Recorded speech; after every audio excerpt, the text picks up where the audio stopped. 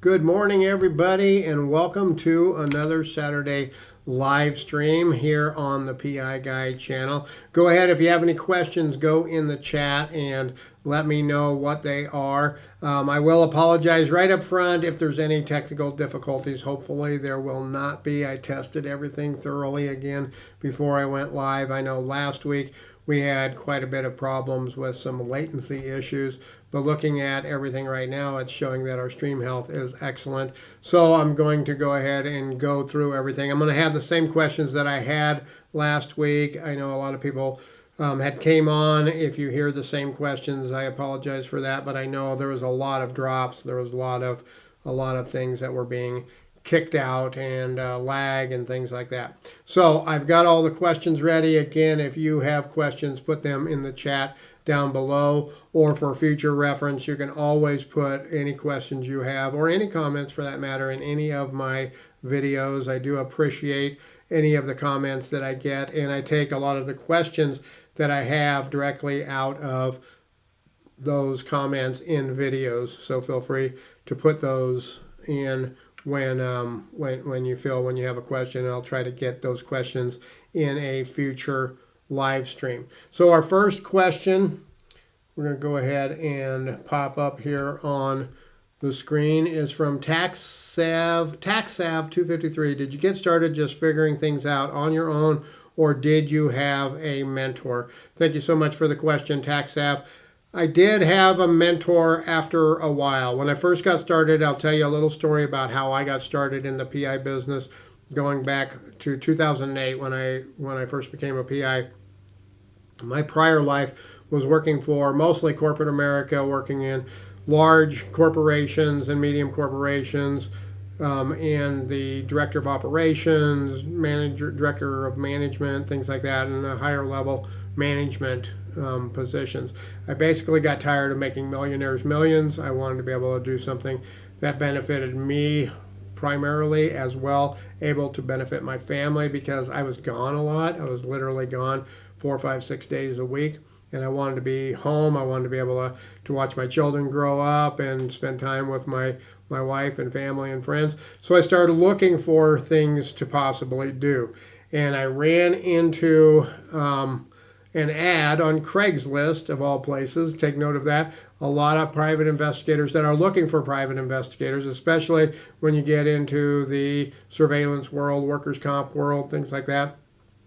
They will go to Craigslist and they'll run ads for employment, for looking for subcontractors for their work. So I saw an ad in there, and it was basically they needed some private investigators to do surveillance for insurance jobs, and I thought, wow, that sounds pretty intriguing. So I talked with them a little bit about it and got some of the details.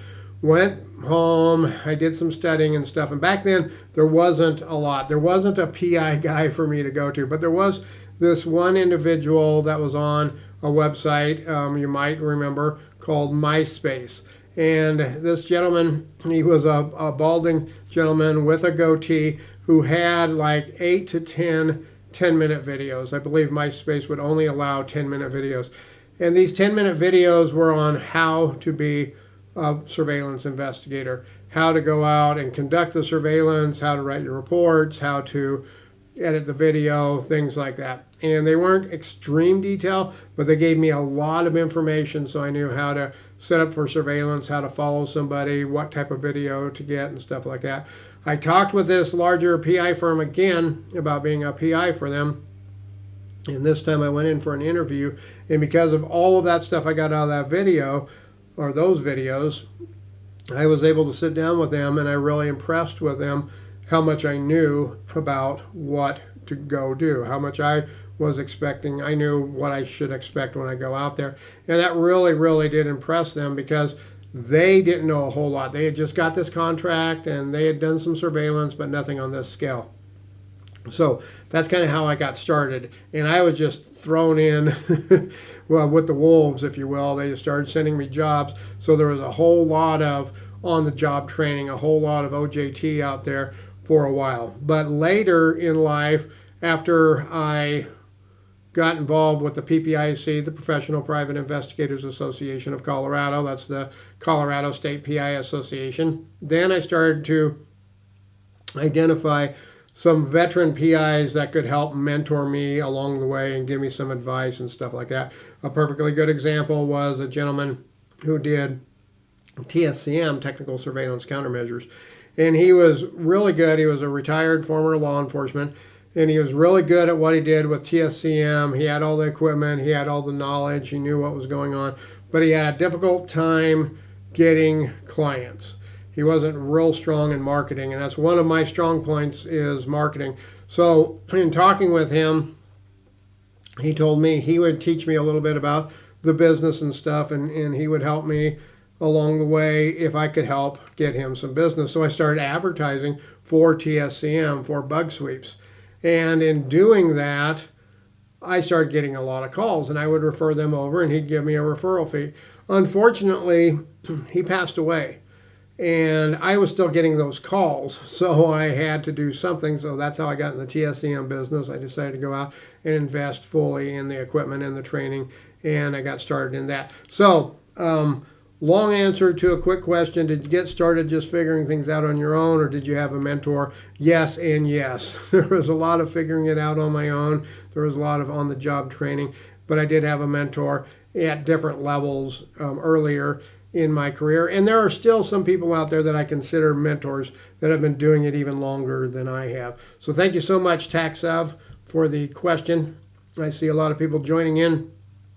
If you have a question, hop down in the chat, let me know. Or like I said, you can go into any of my videos and you can always put in a question in there, and I will try to get that into a future live stream for you or a video. If you email me, I can try to get those in. Don't expect a response. I'm a little busy. I can't do that. I'm just going to throw this out there because it's happening more and more. If you look me up and you give me a phone call and you want some free advice over the phone, I'm not really able to do that for people. I've got multiple businesses to run. I've got a mortgage to pay, a family to feed, and I've got a lot of clients to take care of. So I'm not really able to just drop everything if you happen to call me and ask for questions. But you're free to ask questions in any of the videos. And again, if you email me, I might get them in one of the live streams, but I probably won't necessarily be able to respond back in the email. Our next question is from Ricoma 6037. I was wondering if you ever had to surveil in a dangerous neighborhood. How do you do this safely? Well, this is a great question. When we talk about a dangerous neighborhood, I guess that's all going to kind of depend on each individual and what they consider a dangerous neighborhood first. I would consider dangerous neighborhoods being ones with lots of gang activity, ones with lots of drug activity and other illegal activity. Those, yes, I have had to do surveillance in a lot of those. As far as doing them safely, the biggest tip that I can give you to do them safely is to make sure you do your research before you go out and do the work. As soon as you get that case, or when you're talking to the client, if it's a private client, start doing that research. Do not be afraid to go back to your client. I have to do this a lot of times, go back to my client and just explain to them, this is going to be a dangerous situation. I can't do it on my own. I'm going to have 2 or 3 operatives, and we discuss those options in there. There's always safety in numbers. It's always best to have somebody out there with you. The biggest thing, though, if you have to go out and you have to do it on your own in a dangerous neighborhood, know what you're getting into, do a recon. When you get out there, make sure you are aware of everything that's going on. Situational awareness is very, very key. Even if I'm all blacked out and I use foam core cutouts that I pop into my windows to keep me blacked out, I still have little cracks in different places where I can watch out my side windows. And my back curtain I will leave open just a little bit so I can still see out my back window. I can see if somebody's coming up. You have to stay very aware. I'll also maybe park farther away in a safer area where I can watch farther down the street for my subject. Or if it's just too hot of a neighborhood, then what I might do is I'll park outside the neighborhood on the most likely exit route for the subject and then follow them when they leave. Those are big ones. But don't be afraid to tell the client you need more resources. You need to have another investigator going out with you.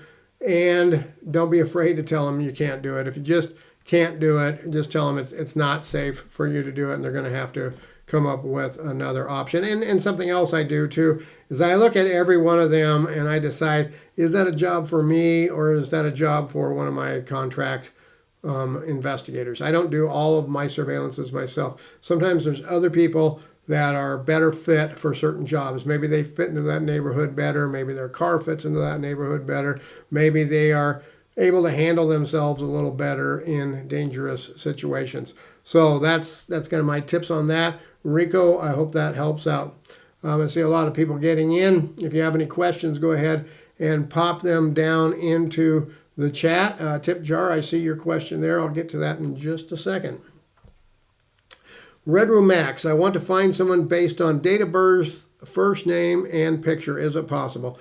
This is a great question. And the first question is it possible? I have to say, is it possible? Yes. Is it probable, or is it going to be affordable or easy, simple? Probably no to a lot of those.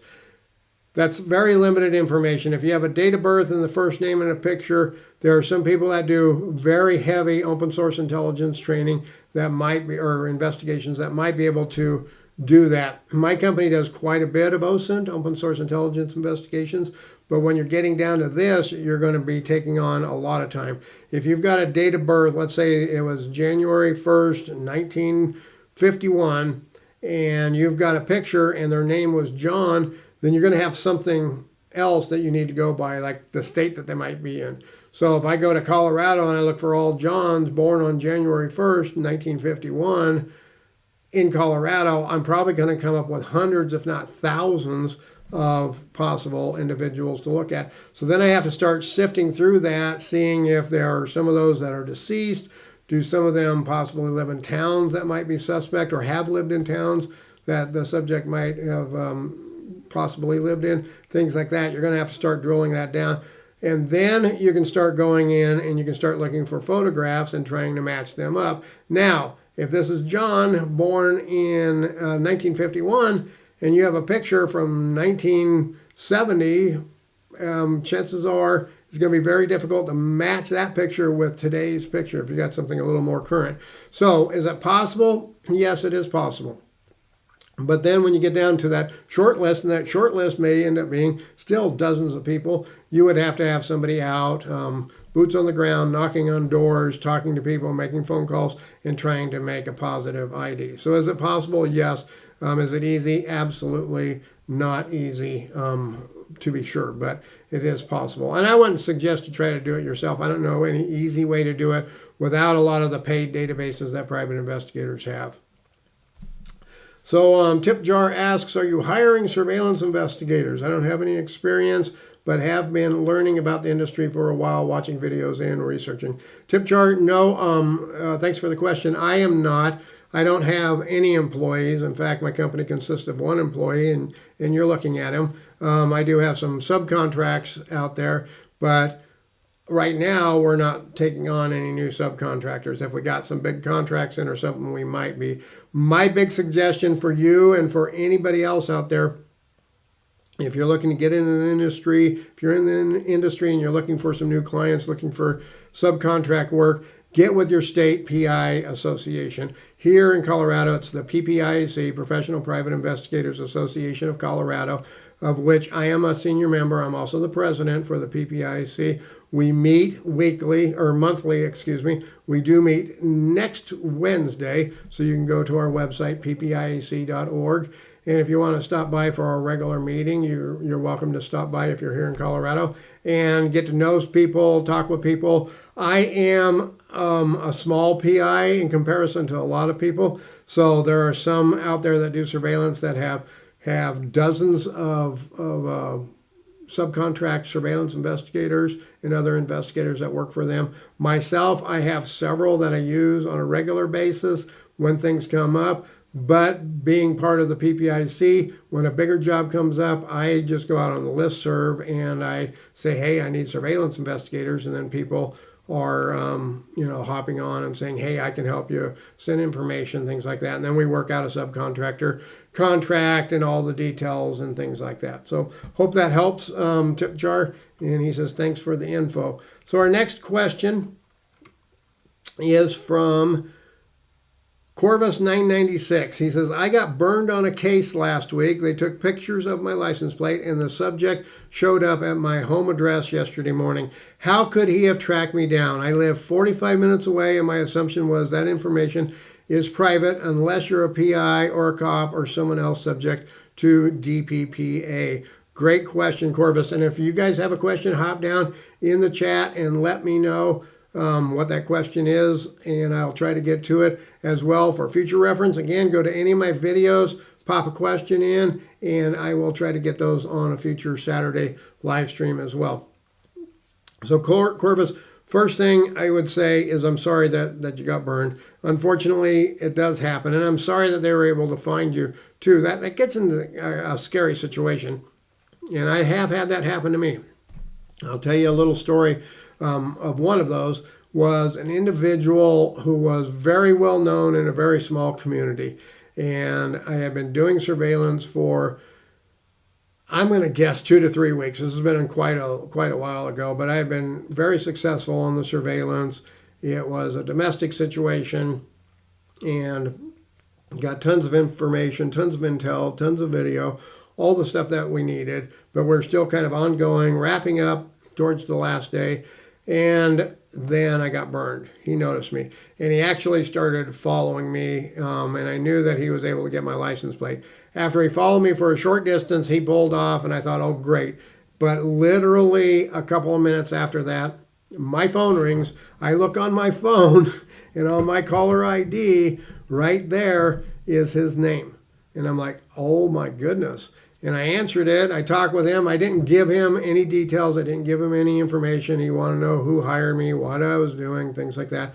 And I didn't give any of that. I said, I have no idea what you're talking about. I'm driving down the road. Give me some information. But so we kind of had this awkward conversation, and then he ended up hanging up on me.